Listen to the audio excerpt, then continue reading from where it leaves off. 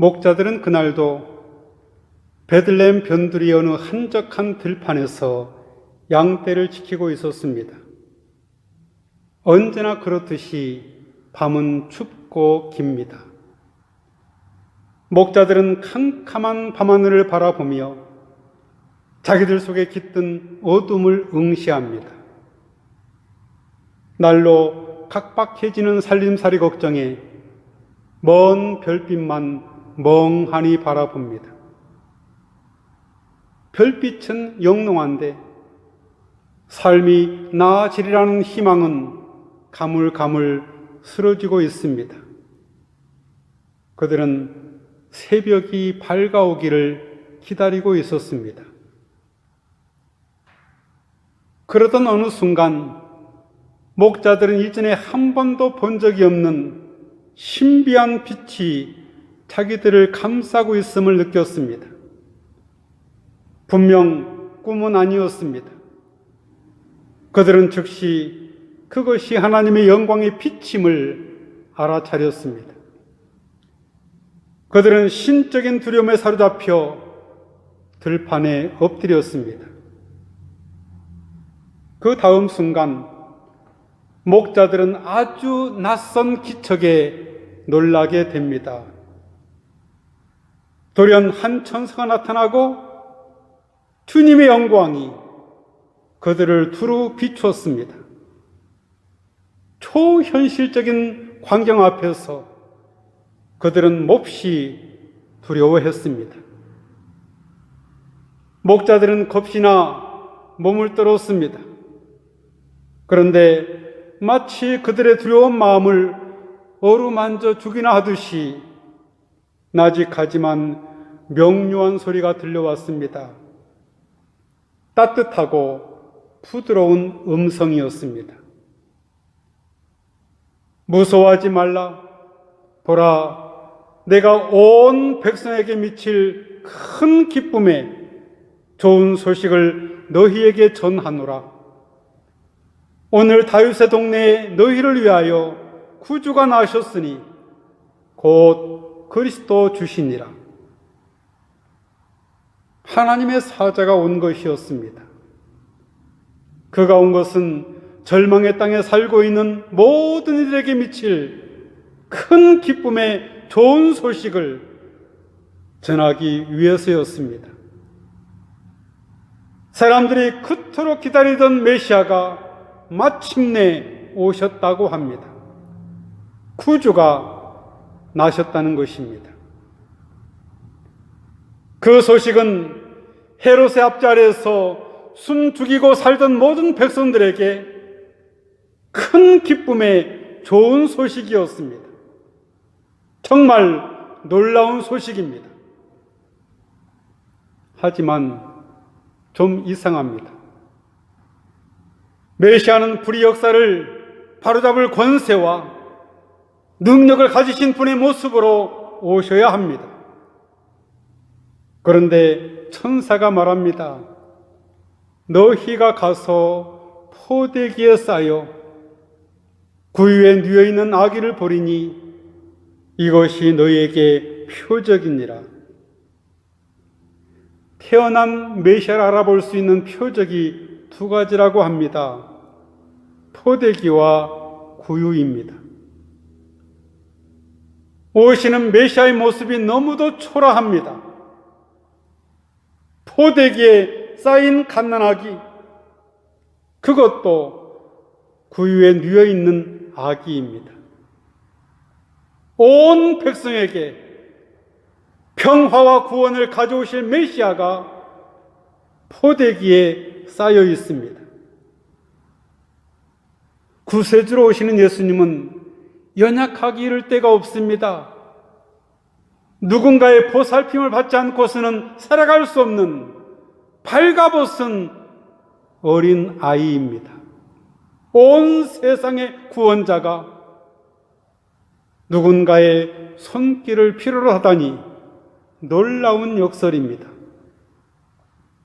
그러고 보면 하나님은 우리 없이 세상을 창조하셨지만 우리의 협력 없이 세상을 새롭게 하려고 하지 않으십니다.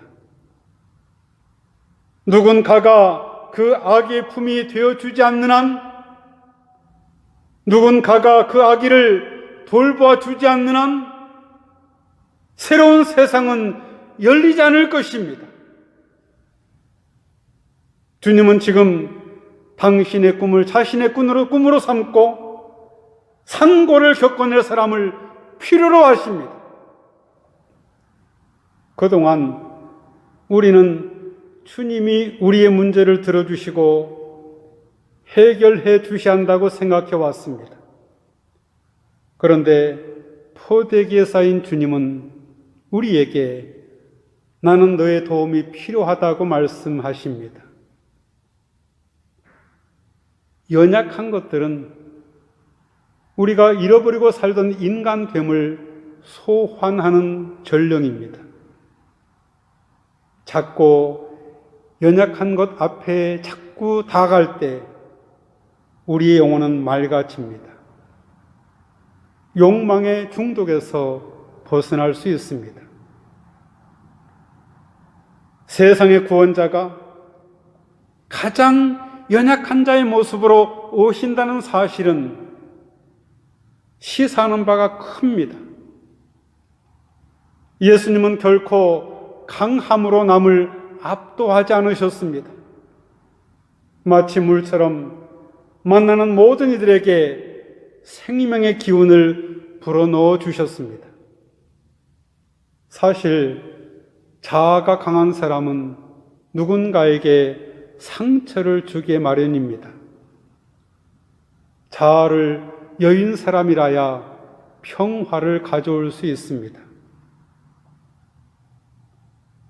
새끼 줄로도 톱질을 해서 나무를 자를 수 있습니다.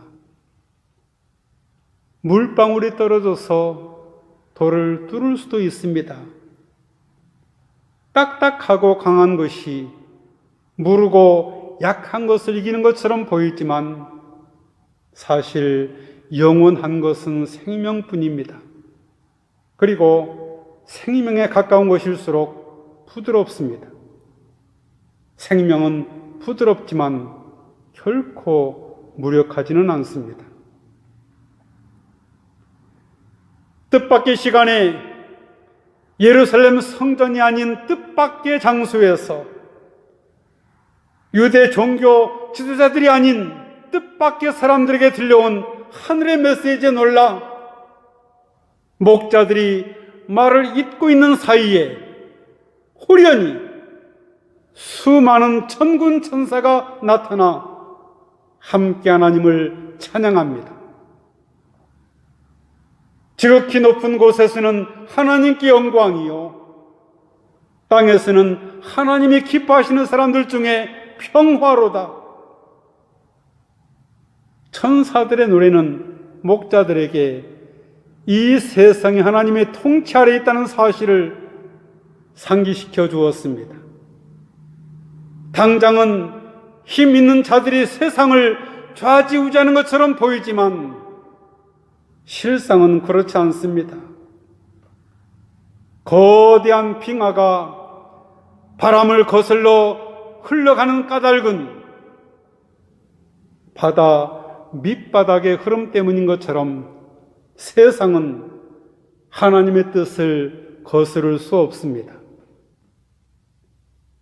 목자들이 살고 있던 세상의 현실에서는 하나님의 영광을 본다는 것은 참으로 어려운 일이었습니다. 하지만 천사들은 하나님의 영광을 노래하고 있습니다. 여기서 말하는 영광이란 하나님의 임재를 뜻하는 말입니다. 광야 생활을 하고 있던 이스라엘 백성들에게 하나님의 영광은 구름 기둥과 불 기둥을 통해서 나타났습니다. 구름 기둥과 불 기둥은 하나님의 임재를 뜻합니다.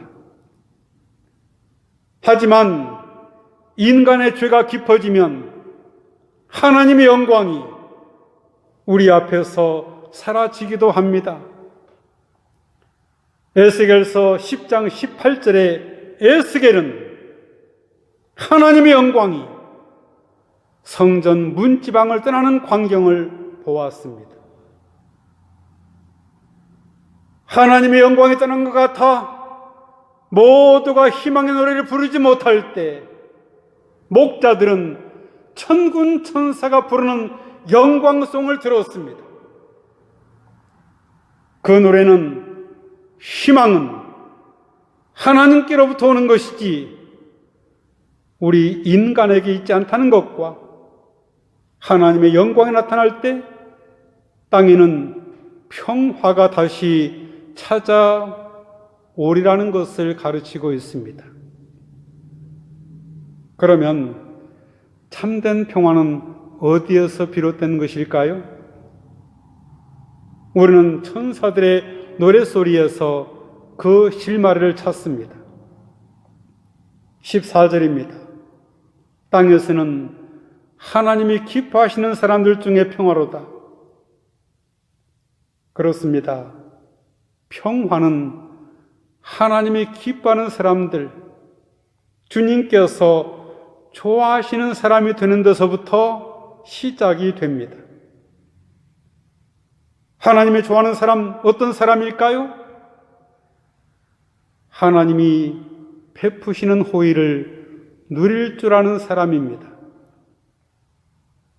구원받음의 체험은 나를 구원하시는 하나님의 호의를 받아들이는 것입니다. 나를 향하신 하나님의 사랑을 있는 그대로 믿고 받아들이는 사람이야말로 주님께서 좋아하시는 사람입니다. 참 단순하고 소박합니다. 그런데 그런 믿음을 가진 사람이라야 평화를 누릴 수 있습니다. 그 사람은 평화를 누릴 뿐만 아니라 평화 없는 세상에 평화를 가져갈 수 있습니다. 그날 밤 그런 일이 있은 뒤 천사들이 목자들을 떠나 하늘로 올라갔습니다. 그러자 목자들이 서로 말합니다. 우리 베들레헴으로 가서 주님께서 우리에게 알려주신 바 일어난 그 일을 봅시다. 목자들이 베들레헴에 가서 아기를 알아볼 수 있는 표적이 무엇일까요? 포대기와 구유입니다. 짐승의 먹이통 속에 오신 아기의 상징성은 대단합니다. 구유는 가장 빛이 난 삶의 자리를 상징합니다. 그러고 보면 새로운 세상은 중앙이 아니라 변방에서 시작이 됩니다. 하나님의 나라는 사람들이 외면하는 그 자리에서 조용히 시작됩니다. 결론입니다. 그리스도 교회 상징이 무엇일까요? 포대기와 구유, 수건과 대야, 십자가입니다. 이것들을 빼놓고서는 우리의 신앙을 말할 수 없습니다. 가장 연약한 이들을 감싸주는 포대기와 구유와 같은 마음을 소유한 사람들, 먼 길을 걸어 지치고 상한 사람들의 발을 닦아주기 위해 몸을 낮추는 수건과 대야와 같은 사람, 그리고 다른 이들을 위해 자기를 희생하는 십자가의 헌신을 하는 사람들입니다. 이것이야말로 구원받은 자의 삶이라고 포대기에 쌓인 주님께서 우리에게 말씀하십니다. 바로 이것이 우리가 들어야 할 기쁜 소식입니다. 같이 기도하겠습니다. 알몸으로 오시는 주님, 나를 둘러 당신의 옷으로 삼아 주옵소서. 예수님의 이름으로 기도하옵나이다. 아멘.